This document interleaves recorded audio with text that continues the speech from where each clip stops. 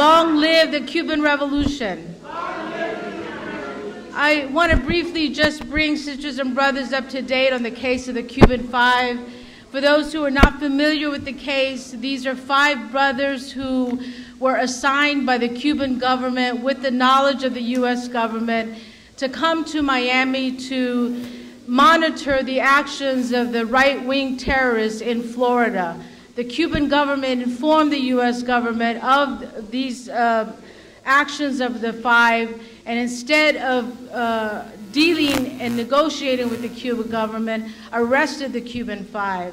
In the same case as Mumia and so many other people in this country, if you read the information about the trial and about the case, you see that there is absolute no justice and absolutely no facts for putting these 5 brothers in jail whatsoever. It is a case, an example that the trial of the Cuban 5 had nothing to do with law or with justice, but had everything to do with politics, and at the heart of the case was the U.S. government's 50-year war against the Cuban Revolution.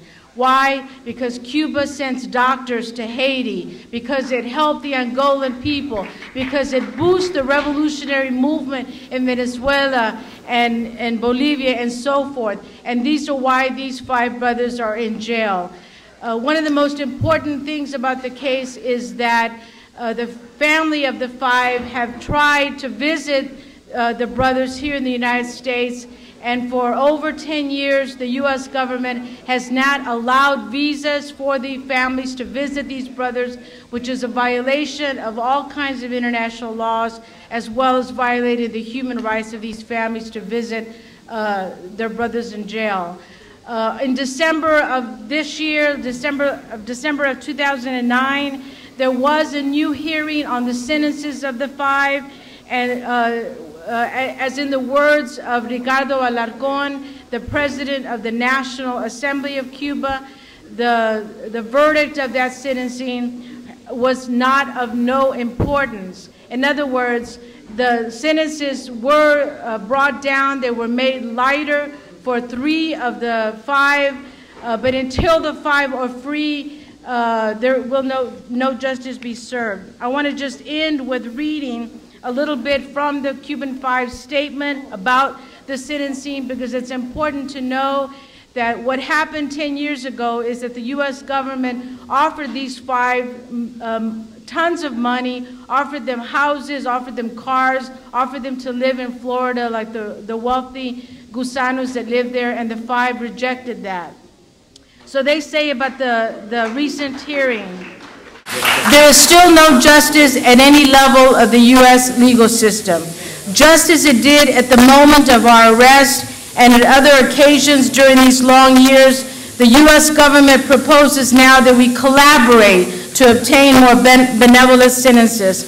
Once again, we have rejected such proposals, something that we never will accept under any circumstances.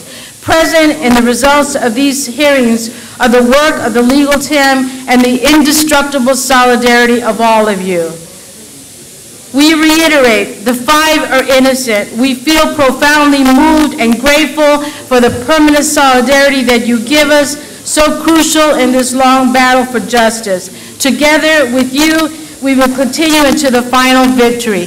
Just like Mumia, just like Leonard Peltier, just like the Puerto Rican political prisoners, just like all prisoners in U.S. jails, these Cuban 5 continue to inspire us to fight until all our prisoners are denied. I just want to end with, in the Latino culture, when someone dies, we say this chant, we give their name, and then say presente, that they are with us. So I want to just say Veronica Jones presente, because for International Women's Day, Veronica Jones is another woman who continues to inspire us. So Veronica Jones presente.